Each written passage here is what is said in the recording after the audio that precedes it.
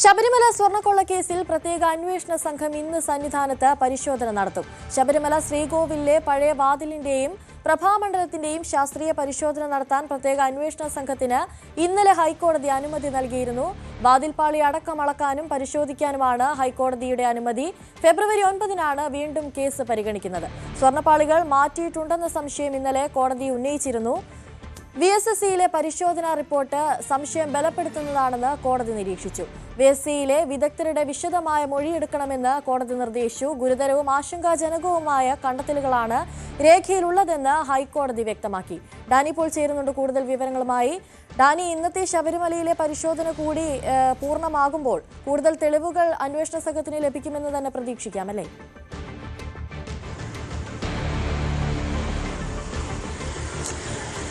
അനുശ്രീ, ഇന്നത്തെ പരിശോധന വളരെ നിർണായകം തന്നെയാണ്. കാരണം കഴിഞ്ഞ ദിവസം ഹൈക്കോടതിക്ക് മുന്നിലേക്ക് പ്രത്യേക അന്വേഷണ സംഘം സമർപ്പിച്ച റിപ്പോർട്ടിൽ ശബരിമലയിൽ നടന്നത് വ്യാപകമായ ഒരു കൊള്ളയാണ് എന്ന രീതിയിൽ തന്നെയുള്ളൊരു നിഗമനങ്ങളിലേക്ക് പോകാനാണ് പൊതുവിൽ കോടതി അത് നിരീക്ഷിക്കുമ്പോൾ കണ്ടത്.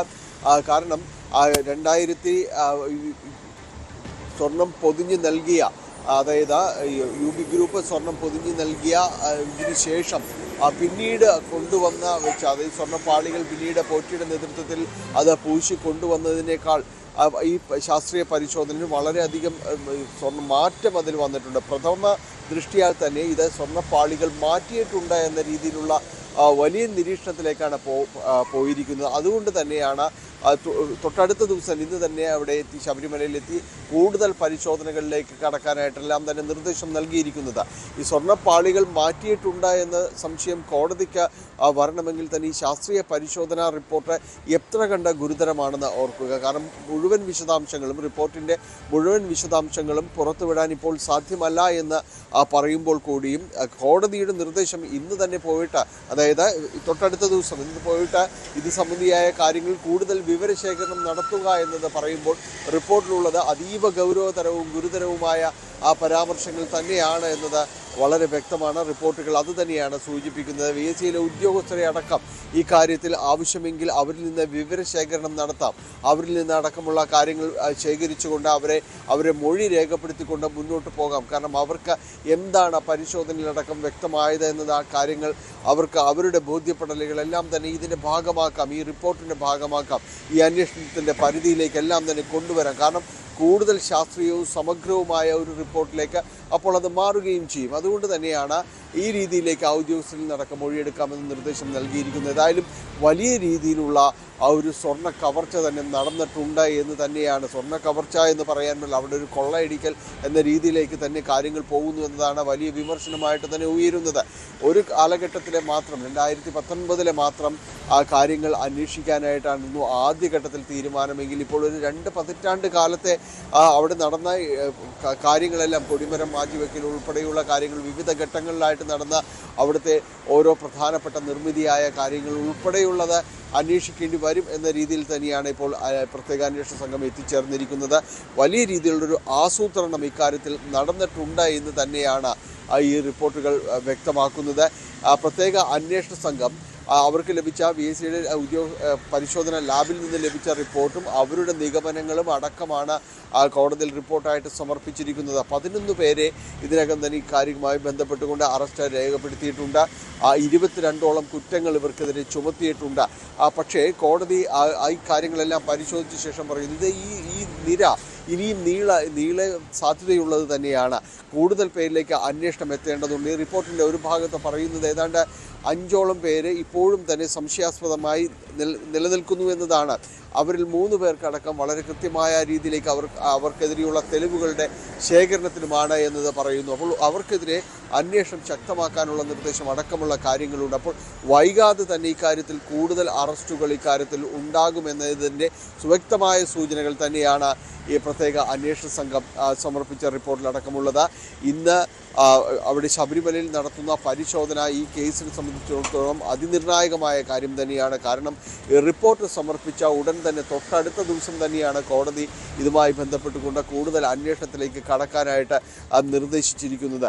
അതുകൊണ്ട് ഇന്ന് പ്രത്യേക അന്വേഷണ സംഘം ശബരിമലയിലെത്തുകയും കൂടുതൽ പരിശോധന ഇക്കാര്യങ്ങളിലെല്ലാം തന്നെ നടത്തുകയും ചെയ്തു. കാരണം വിശദമായൊരു പരിശോധന അവർക്ക് അവിടെ നടത്തേണ്ടതുണ്ട്. കാരണം എല്ലാത്തിലും പല അവിടെ കാണിക്കാൻ ലഭിച്ചിരിക്കുന്ന വസ്തുക്കൾ അടക്കമുള്ള കാര്യങ്ങളുണ്ട്. അപ്പോൾ ഇതെല്ലാം തന്നെ മാറ്റിയിട്ടുണ്ടോ എന്നതടക്കമുള്ള കാര്യങ്ങൾ പറയുന്നു. കോടതി തന്നെ ഇന്നലെ ഒരു ഘട്ടത്തിൽ പറഞ്ഞത് ഭഗവാന്റെ സ്വത്തുക്കൾ അത് സംരക്ഷിക്കേണ്ടവർ തന്നെ പലരും തന്നെ ഇത് അവിടെ നിന്ന് കടത്താനുള്ള ഒരു ശ്രമത്തിനെല്ലാം തന്നെ കൂട്ടുനിന്നോ എന്ന് സംശയിക്കേണ്ടിയിരിക്കുന്നു എന്ന് പറയുന്നു. അപ്പോൾ ഈ ഒരു 20 വർഷത്തോളം നീണ്ടൊരു കാലയളവിൽ എന്തെല്ലാം കാര്യങ്ങൾ അവിടെ വന്നിട്ടുണ്ട്, പ്രത്യേകിച്ച് ഈ സ്വർണം പൂശുക മാറ്റുക എന്നത് കാര്യങ്ങൾ, കൊടിമരം അടക്കമുള്ള കാര്യങ്ങൾ നമുക്കറിയാം. കഴിഞ്ഞ ദിവസങ്ങളിലെല്ലാം തന്നെ വളരെ വിവാദത്തിലേക്കെല്ലാം പോയത് വ്യാജവിവാഹനം അടക്കമുള്ള കാര്യങ്ങളെല്ലാം തന്നെയുണ്ട്. അപ്പോൾ ഈ കാര്യങ്ങളിലെല്ലാം തന്നെ സമഗ്രമായ ഒരു അന്വേഷണത്തിനാണ് SIT ഒരുങ്ങുന്നത്, സമഗ്രമായൊരു പരിശോധനയ്ക്കാണ് SIT ഒരുങ്ങുന്നത്. ഈ കാര്യങ്ങളിൽ ഇനി കൂടുതൽ പ്രതികൾ ഉണ്ടാകാനുള്ള സാധ്യത തന്നെയാണ് വളരെ സജീവമായി നിലനിൽക്കുന്നത്. 11 പ്രതികളാവില്ല, അതിൽ കൂടുതൽ പ്രതികളിലേക്ക് നീങ്ങാനുള്ള സാധ്യത, കൂടുതൽ അറസ്റ്റിനുള്ള സാധ്യതകളെല്ലാം തന്നെ വരുന്നു. ഏതായാലും വളരെ ലളിതമായ രീതിയിൽ ഒരുപക്ഷെ തുടങ്ങി എന്ന് പറയാവുന്ന ഒരു അന്വേഷണത്തിൻ്റെ ഒരു ഘട്ടം തന്നെയായിരുന്നു ആദ്യഘട്ടത്തിലേക്ക് വന്നിരുന്നത്. പക്ഷെ പിന്നീട് അത് നടുങ്ങുന്ന രീതിയിലേക്ക് ഈ കാര്യങ്ങളെല്ലാം തന്നെ മുന്നോട്ട് പോകുന്നു എന്നതാണ് നമുക്ക് ഇപ്പോഴുള്ള ഈ അന്വേഷണ പുരോഗതി വിലയിരുത്തിക്കൊണ്ട് പറയാൻ കഴിയുക. കൂടുതൽ അറസ്റ്റുകൾ ഇക്കാര്യങ്ങളിലുണ്ടാകും. അത് ഇന്നത്തെ പരിശോധനകളടക്കം ഈ കേസിൽ അതീവ നിർണായകം തന്നെയാണ്. ഒപ്പം 2025 PS പ്രശാന്തിന്റെ ഭരണസമിതിയിലേക്ക് കൂടി അന്വേഷണം നീട്ടണമെന്ന് കോടതി പറയുമ്പോൾ അവിടെയും ഈ സ്വർണ്ണക്കൊള്ളയുമായി ബന്ധപ്പെട്ടുള്ള കണ്ണികൾ നീളുന്നു എന്ന് വേണോ സംശയിക്കാൻ?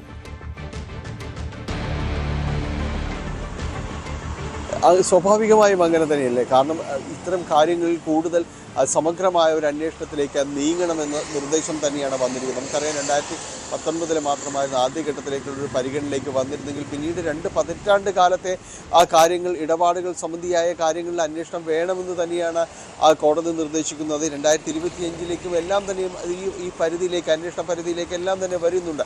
കാരണം കൂടുതൽ സംശയാസ്പദമായ ഒരു ഇടപാടുകളും ഇടപെടലുകളും എല്ലാം തന്നെ ഈ കാലഘട്ടത്തിൽ നടന്നിരിക്കുന്നു എന്ന് പറയുന്നത് ഒരുപക്ഷെ കഴിഞ്ഞുപോയ സമയത്ത് അവർ സമാഹരിച്ച കാര്യങ്ങൾ ഇതിൻ്റെ അകത്തുണ്ട്.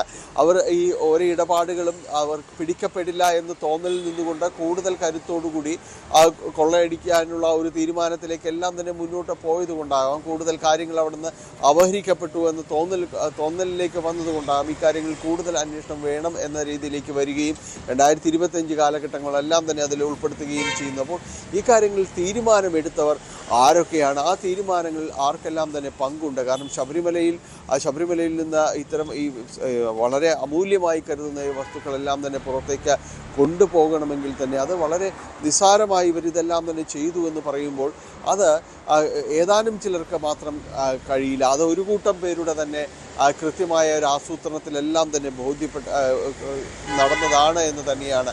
കാരണം അവിടെ നിന്ന് കൊണ്ടുപോയ വസ്തുക്കളല്ല തിരിച്ചെത്തിച്ചത് എന്നത് ഏറ്റവും ഗൗരവമേറിയ കണ്ടെത്തലുകൾ തന്നെയാണ്. കാരണം അവിടെ നിന്ന് വളരെ അമൂല്യമായി കരുതുന്ന വസ്തുക്കളെല്ലാം തന്നെ പുറത്തേക്ക് കൊണ്ടുപോവുകയും അതിന് വ്യാജ നിർമ്മിതികൾ ഉണ്ടാക്കി തിരിച്ചെത്തിച്ചോ എന്ന സംശയത്തിലാണ് കോടതി എത്തി നിൽക്കുന്നത്. അത് ആ പരിശോധനയിലടക്കം ബോധ്യപ്പെടേണ്ടതുണ്ട്. അവരുടെ മൊഴികൾ, VSL ഉദ്യോഗസ്ഥരടക്കമുള്ള ശാസ്ത്രജ്ഞരടക്കമുള്ള മൊഴികൾ രേഖപ്പെടുത്തിക്കൊണ്ട് മാത്രമാണ് അതിൻ്റെ ഒരു ആധികാരികത നിശ്ചയിക്കാൻ കഴിയുക. അങ്ങനെയെങ്കിൽ ഊഹിക്കുക എത്രമാത്രം വലിയ രീതിയിലുള്ള കൊള്ളയാണ് അവിടെ നടന്നിട്ടുള്ളത് എന്ന് തന്നെ നമുക്ക് മനസ്സിലാക്കാനായിട്ട് സാധിക്കും. തികച്ചും ആസൂത്രിതമായി അവിടെ ഉണ്ടായിരുന്ന വസ്തുക്കളടക്കം അടിച്ചു മാറ്റുക എന്ന് തന്നെ പറയാവുന്ന രീതിയിലേക്ക് വന്നിരിക്കുന്നു. പകരം വ്യാജ ഉരുപ്പടികൾ അവിടെ എത്തിക്കുകയും അത് അവിടെ സമർപ്പിക്കുകയും എല്ലാം തന്നെ ചെയ്തിരിക്കുമ്പോൾ അത് ഒരാൾക്കോ രണ്ടാൾക്കോ ചേർന്ന് ചെയ്യാൻ കഴിയുന്നതല്ല എന്നത് വ്യക്തമാണ്. അതിൽ വലിയ ഒരു കൂട്ടം പേരുടെ തന്നെ ഇതിൽ ആശയങ്ങളുണ്ട്. അവർ ചേർന്ന് നടപ്പാക്കിയ ഒരു കൊള്ള തന്നെയാണ് എന്ന് കോടതിയുടെ നിഗമനത്തിലേക്ക് തന്നെ പോകുന്നു. അതുകൊണ്ട് കൂടുതൽ അറസ്റ്റുകളാണ് ഈ കേസിൽ നമ്മൾ പ്രതീക്ഷിക്കുകയും ചെയ്യുന്നത്. ശരി, ഡാനി പോളാണ് വിവരങ്ങൾ നൽകിയത്. കൂടുതൽ വാർത്തകൾക്ക് News 18 Keralam YouTube channel subscribe ചെയ്യുക.